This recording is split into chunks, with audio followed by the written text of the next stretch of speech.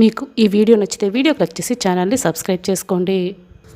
Home minister ఆదికేశవని ధాత్రి interrogation చేస్తూ ఉంటుంది. ఆ హీరోయిన్కి మీకు ఏంటి సంబంధం అని అడుగుతూ ఉంటుంది. నాకు ఎలాంటి సంబంధం లేదు, మీరెందుకు ఇలా అడుగుతున్నారు అని ఇక హోమ్ మినిస్టర్ ఆదికేశవ బొకాయిస్తూ ఉంటాడు. ఆ హీరోయిన్కి మీకు సంబంధం ఉంది. మీ ఇద్దరు ప్రతి సంవత్సరం కలిసి వెకేషన్కి వెళ్తారు. ప్రతి నెల కూడా హీరోయిన్ అకౌంట్లో 10 లక్షలు మీరు వేస్తారు. ఇప్పుడు ఆ డీటెయిల్స్ అన్నీ కూడా తెలుసుకొని మేము మీకు సంబంధించిన ఒక కార్యకర్తని నిలదీస్తే మీరు ఇవ్వటం వల్లే నేను ఆవిడికి ట్రాన్స్ఫర్ చేశానని ఆ కార్యకర్త ఇక నిజాలనే ఒప్పేసుకున్నాడు. మీరు నా దగ్గర తప్పించుకోలేరు అని జేడీ చెప్తుంది. ఆర్కియాలజీ ఆఫీసర్ ఇంట్లో పని మనిషిగా చేస్తున్న ఆ హీరోయిన్ను ఇప్పుడు ఈ స్థాయికి రావడానికి మీరే కారణమని మా దగ్గర అన్ని సాక్ష్యాలు ఆధారాలు ఉన్నాయి. మేము అన్ని ఆధారాలతోనే ఇప్పుడు మిమ్మల్ని ప్రశ్నిస్తున్నాం. ఒక మినిస్టర్ని ప్రశ్నించేటప్పుడు ఆ మాత్రం ఆధారాలు లేకుండా మేము ఎలా ఇంట్రాగేషన్ చేస్తామనుకుంటున్నారు అని కేడీ అడుగుతూ ఉంటే అవునని జేడీ కూడా అంటుంది. అసలు ఇన్స్పెక్టర్ కావ్యని మీరు ఎందుకు హత్య చేశారు, మీరు నిజం చెప్తారా లేదా అని ప్రశ్నిస్తూ ఉంటే మీరు ఏ నిజాలు కూడా నా నుంచి రాబట్టలేరు అని ఆదికేశవ చెప్తూ ఉంటాడు.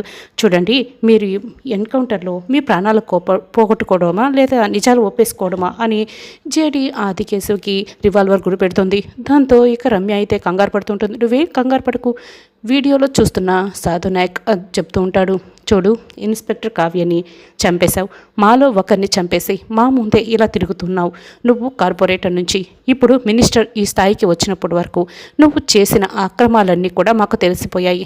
గ్యాంగ్స్టర్తో చేతులు కలిపావు, ప్రొఫెసర్ మధికర్ ప్రాణాలు తీసేశావు, జర్నలిస్ట్ నారాయణ ప్రాణాలు కూడా తీసేశావు. మర్యాదగా నిజం ఒప్పుకుంటావా లేదా అని జేడీ ప్రశ్నిస్తూ ఉంటుంది. మీనానికి నీకు సంబంధం ఏంటి, ఆ నవనీతులు మీకు ఉన్న సంబంధం ఏంటి, ఇదంతా కూడా నువ్వు దగ్గరుండి నడిపిస్తున్న ఆ మూడో వ్యక్తి ఎవరు, చెప్తావా లేక ప్రాణాలు తీసేనా అని పాయింట్ బ్లాంక్లో మినిస్టర్కి ఇక గురి పెడుతుంది. జేడీ కూల్ అని కేడీ చెప్తూ ఉంటాడు. సార్, మీకు ఇప్పుడు మాకు నిజాలు చెప్పారు అంటే మీరు గ్రేట్ పొలిటీషియన్గా పేరు తెచ్చుకోవచ్చు. మీరు గ్రేట్ పొలిటీషియన్గా పేరు తెచ్చుకుంటారా లేకపోతే కరప్టెడ్ పొలిటీషియన్గా మిగిలిపోతారా? లేకపోతే మేమైతే మీ పేరు బయటికి రానియం, చెప్పండి, మీకు 60 మినిట్స్ టైం ఇస్తున్నాను అని కేడీ అంటాడు. ఇంకా వీటితో మాటలేంటి అని మళ్ళీ జేడీ అయితే రివాల్వర్ గురి పెడుతుంది, షూట్ చేసేస్తాను. జేడీ కూల్ అని కేడీ చెప్తూ ఉంటాడు. మీకు 60 సెకండ్స్ టైం ఇస్తున్నాను, మీరు ఆలోచించుకొని నిజం చెప్పేసేయాలి అని కేడీ అంటాడు. వీళ్ళని నిజంగానే నమ్మొచ్చా అని, ఇప్పుడు నిజం చెప్పడం ఒకటే నా ముందు మిగిలి ఉంది అని మినిస్టర్ అయితే మనసులో అనుకుంటాడు. సరే, నిజం చెప్పేస్తాను అని చెప్తాడు. గుడిలో నిధి దొరికింది, ఆ నిధిలో రాగిరేకు కూడా ఉంది. ఆ నిధి మేము సొంతం చేసుకోవడానికి నేను మీనన్ చేతులు కలిపాము. ఇక ఆ రైగరేకులో ఏముందని ప్రొఫెసర్ మధుకర్ని ఇచ్చాము. ప్రొఫెసర్ మధుకర్ అది తీసుకొని పారిపోతూ ఉన్నాడు. ఇక ఇన్స్పెక్టర్ కావ్య ఆ నిధిని మీనన్ కొట్టేశారని ఆ కేసులో ఎంటర్ అయింది. అందుకే మేము ప్రొఫెసర్ మధుకర్ని కావ్యని మేము కాల్చి చంపేశాము. ఇక ఆ నిధిని పోవటానికి కారణం, మీనన్ తప్పించుకోవడానికి కారణం ఇన్స్పెక్టర్ కావ్యని అని కావ్యపై నింద వేశాము. కావ్యాన్ని చంపేశాము అని ఆదికేశవ నిజాలన్నీ ఒప్పేసుకుంటాడు. ఇక జేడీ అయితే కోపంతో రగిలిపోతూ వాళ్ళ అమ్మ కావ్యాన్ని తలుచుకొని బాధపడుతూ ఉంటుంది. మీకు అప్పట్లో సహాయం చేసిన ఆ పోలీస్ ఆఫీసర్ ఎవరు అని చెప్తూ ఉంటే అప్పట్లో సీఐగా పనిచేస్తున్న సత్యప్రసాదే అని హోమ్ మినిస్టర్ ఇక నిజం చెప్పేస్తాడు. అబద్ధం, ఇందులో సత్యప్రసాద్ పూర్తిగా ఇన్వాల్వ్ కాలేదు, నువ్వు అబద్ధం చెప్తున్నావు అని జేడీ చెప్తుంది. లేదు, సత్యప్రసాద్ ఇందులో పూర్తిగా ఇన్వాల్వ్ అయ్యి ఉన్నాడు. ఇన్స్పెక్టర్ కావ్యని, జర్నలిస్ట్ నారాయణ్ని మీనన్ సత్యప్రసాద్ ఇద్దరు దగ్గరుండి చంపేశారు. సత్యప్రసాదే మొదటి నుంచి దీన్నంతా కూడా నడిపించాడు. అప్పుడు జరిగిందంతా కూడా ఇక ఆదికేశవ మొత్తం చెప్పేస్తాడు. మొదటి నుంచి చివరి వరకు ఈ కేసులో పూర్తిగా ఇన్వాల్వ్ అయ్యింది సత్యప్రసాదే అని ఇప్పుడున్న కమిషనరే అని చెప్తూ ఉంటే జేడీ అయితే అది విని షాక్ అవుతుంది. చూడండి, నేను చెప్పాల్సినటువన్నీ కూడా చెప్పేశాను అని హోమ్ మినిస్టర్ అంటాడు. ఇక జేడీ కోపంగా వెళ్తూ ఉంటుంది. ఆగు జేడీ, నేను చెప్పాల్సినటువన్నీ చెప్పినా కూడా నువ్వు ఈ కేసులో ఇన్వాల్వ్ అయ్యున్న మీనన్ని పట్టుకుంటేనే మీరు సాక్ష్యాధారాలన్నీ కూడా సంపాదించగలరు. నీకు కావ్యకి మధ్య ఉన్న సంబంధం ఏంటో నాకు తెలియదు, కానీ కావ్య కోసమే నువ్వు ఇదంతా చేస్తున్నావనేది అయితే నాకు అర్థమైంది. కానీ మీనన్ని మీరు ఈ జన్మకి పట్టుకోలేరు, ఈ కేసుని ఆధారాలతో సహా ప్రూవ్ చేయలేరు అని ఆదికేశవ చెప్తూ ఉంటే ఇక జేడీ నవ్వుతూ వెళ్తూ ఉంటుంది. జేడీకేడీ ఇద్దరు కూడా సాధు నాయక్ దగ్గరికి వస్తారు. సార్, విన్నారు కదా, మేము వెంటనే కమిషనర్ సత్యప్రసాద్ని అరెస్ట్ చేయడానికి వెళ్తున్నాం అని చెప్తూ ఉంటే కమిషనర్ని అరెస్ట్ చేయడం అంత సులభం కాదు, నేను ఐజీ గారితో మాట్లాడతాను, పర్మిషన్ తీసుకుంటాను, అప్పుడు మీరు వెళ్ళండి అని చెప్తూ ఉంటే ఈలోపే కమిషనర్ అయితే తప్పించుకునే ప్రయత్నం చేస్తాడు. ఎందుకు ఎందుకంటే హోమ్ మినిస్టర్ని అరెస్ట్ చేసిన విషయం ఈ పాటికే కమిషనర్కి తెలిసిపోయి ఉంటుంది, అందుకే తప్పించుకుంటాడు అని జేడీ చెప్తుంది. కానీ 24 అవర్స్ మాత్రమే ఆగండి, నేను ఈలోపే అన్నీ అరేంజ్ చేస్తాను, నా మాట వినండి అని చెప్తూ ఉంటే సరే అలాగే సార్, జై హింద్, వెళ్ళొస్తాం అని జేడీకేడి చెప్తారు. ఏంటే పొద్దుటి నుంచి సిటీ అంతా ఇలా తిప్పుతున్నావు, మొదటినేమో కడుపు నొప్పి హాస్పిటల్కి వెళ్దామన్నాము, తీరా అక్కడికి వెళ్ళిన తర్వాత కడుపు నొప్పి పోయిందని చెప్పావు, తర్వాత ఫ్రెండ్ గుడి దగ్గర వెయిట్ చేస్తుంది, గుడికి వెళ్ళాలని చెప్పావు, తీరా అక్కడికి వెళ్తే ఫ్రెండ్ లేదు రాలేదని చెప్పావు, మళ్ళీ ఏదో సర్టిఫికేట్ కోసం కాలేజీకి వెళ్ళాలని చెప్పి ఆ సర్టిఫికేట్ అవసరం లేదని ఇప్పుడు చెప్పులు కొనుక్కోవడానికి వెళ్ళాలని చెప్తున్నావు, అసలు నీకు బుద్ధుందా, ఎందుకు సిటీ అంతా ఇలా తిప్పుతున్నావు అని రాగిని కోపడుతుంటే మనం ముందు నిషి వాళ్ళ ఇంటికి వెళ్దాం, తర్వాత చెప్పులు కొనుక్కుందాం అని చెప్తూ ఉంటే అయ్యో అత్త, మనం అప్పుడే ఇంటికి వెళ్ళకూడదు అని సిరి నోరు జారుతుంది. ఏంటి అప్పుడే ఇంటికి వెళ్ళకూడదంటే ఏంటి, ఏం మాట్లాడుతున్నావు అని రాగిని అడుగుతూ ఉంటుంది.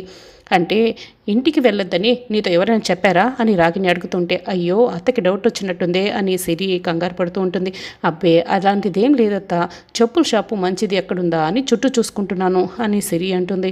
ఇందాకటి నుంచి టెన్షన్ పడుతున్నావు అని రాగిని అడుగుతుంటే అదే మంచి చెప్పుల షాప్ కోసం టెన్షన్ పడుతూ చుట్టూ చూసుకుంటున్నానులే అని సిరి కవర్ చేస్తుంటుంది. అయ్యో ఇతడేమో ఇంకా ఫాలో అవుతున్నాడే అని సిరి కంగారు పడుతూ ఉంటుంది. అప్పుడే ఫాలో అవుతున్న త్రిపాఠికి మీనన్ దగ్గర నుంచి ఫోన్ వస్తుంది.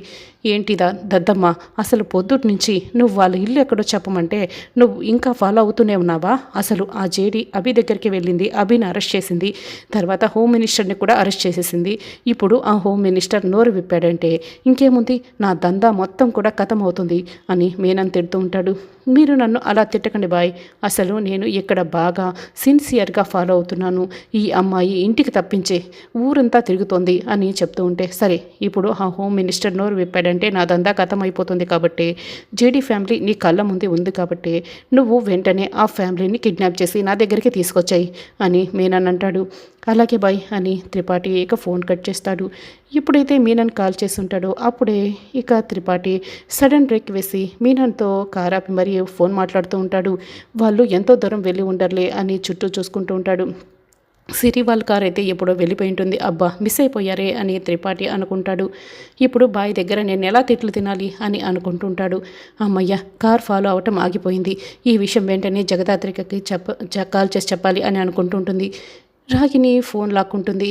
అత్తయ్య ఇప్పుడు మనం నేరుగా నిషి వాళ్ళ అక్క ఇంటికే వెళ్దాం, తర్వాత చెప్పులు కొనుక్కుందాం అని చెప్తూ ఉంటే ఈరోజు నీకు ఏదో అయ్యిందే అని అనుకుంటూ వెంటనే రాగిని నిషికి ఫోన్ చేస్తుంది. ఏంటత్తయ్య ఎప్పుడో పొద్దున 5 నిమిషాల్లో వస్తామని చెప్పి ఇంకా రాలేదేంటి అని అడుగుతూ ఉంటే ఈ సిరి ఊరంతా తిప్పుతుంది, ఇంకాసేపట్లో ఉంటాంలే అని రాగిని చెప్తుంది. అవునని సిరి కూడా అంటుంది. ఎవరు వస్తున్నారు నిషి అని కౌశికి అడుగుతుంటే సిరి పెళ్లి కార్డు ఇవ్వడానికి మా సిరి అత్తయ్య వస్తున్నారు అని చెప్తూ ఉంటే ఈ విషయం ముందే చెప్పు ఉంటే జగదాత్రి వాళ్ళు కూడా ఇంట్లో ఉండేవాళ్ళు కదా అని కౌశికి అంటుంది. నేనేమైనా దాని పియ్యేనా పొద్దున్న లేస్తూనే షెడ్యూల్ చెప్పడానికి, అయినా అదంటేనే నాకు గిట్టదు అని నిషి అంటుంది. అయినా కూడా ఏం తమ్మి, నిషికి ఆ జగదాత్రి అసలు ఇష్టం ఉండదని తెలుసు కదా, నువ్వెందుకు ఇలా మాట్లాడతావు, కావాలంటే నువ్వే చెప్పుకో అని వైజయంతి అంటుంది. అలాగే నన్ను కౌశికి ఇక బయటికి వస్తుంది. దాత్రికి ఫోన్ చేస్తూ ఉంటుంది. అక్క త్రిపాఠి కార్ ఫాలో చేయడం ఆగిపోయింది, మేము ఇంటికి వెళ్తున్నాం అని సిరి మెసేజ్ చేస్తుంది. అలాగే ఓకే అని దాత్రి కూడా మెసేజ్ పెడుతుంది. అప్పుడే కౌశిక్ దగ్గర నుంచి ఫోన్ వస్తుంది. చెప్పండి వదిన అని అడుగుతూ ఉంటే సిరి మీ అత్తయ్య ఇద్దరు కూడా కార్డు ఇవ్వడానికి ఇంటికి వస్తున్నారు, త్వరగా వచ్చేయండి అని చెప్తూ ఉంటుంది. అప్పుడే సత్యప్రసాద్ అక్కడికి వస్తాడు. ఏంటమ్మా కౌశికి ఎలా ఉన్నారు అని అడుగుతూ ఉంటాడు. ఇది కమిషనర్ వాయిస్ కదా అని అనుకుంటూ వదిన మాధురి వాళ్ళ మామయ్య గారు వచ్చారా అని అడుగుతూ ఉంటే అవును అని కౌశికి అంటుంది. సరే మేము వచ్చేస్తున్నాం అని జేడీకి ఫోన్ కట్ చేస్తుంది. అయితే త్రిపాఠి అయితే మళ్ళీ సిరిని ఫాలో అవుతుంటాడు. అబ్బా ఈ త్రిపాఠి మళ్ళీ ఫాలో అవుతున్నాడే అని మళ్ళీ సిరి దాత్రికి మళ్ళీ త్రిపాఠి ఫాలో అవుతున్నాడని మెసేజ్ పెడుతుంది. ఓకే నేను చూసుకుంటాను అని దాత్రి రిప్లై ఇస్తుంది. వెంటనే కిరణ్కి కాల్ చేస్తుంది. రోడ్ నెంబర్ 7లో మన టీం ఉన్నారా, త్రిపాఠిని అడ్డుకోవాలి అని చెప్తూ ఉంటే మేము చూసుకుంటామని కిరణ్ రిప్లై ఇస్తాడు. వెంటనే ఇక త్రిపాఠి వాళ్ళ కార్ని ఫాలో అవుతూ ఉంటాడు. కావాలని ఒక పోలీస్ కార్ ఇంకొక స్కూటీలో ఒకతను వచ్చి అందరూ కూడా గొడవ పడుతూ ఉంటారు. త్రిపాఠి కార్కి అడ్డంగా వెళ్ళనివ్వకుండా గొడవ పడుతూ ఉంటారు. ఈ సిరి మిస్ అయిపోయింది అని త్రిపాఠి అయితే ఇక బాధపడుతూ ఉంటాడు. మేడం పని పూర్తయింది అని కిరణ్ జేడీకి ఫోన్ చేసి చెప్తాడు. అమ్మయ్య కార్ ఫాలో అవ్వడం మళ్ళీ ఆగిపోయింది అని సిరి సంతోషపడుతూ ఉంటుంది. ఆ కమిషనర్ ఇంటికి వస్తున్నాడు కదా, ఒక చూపు చూద్దాం పద దాత్రి అని కేదార్ చెప్తాడు.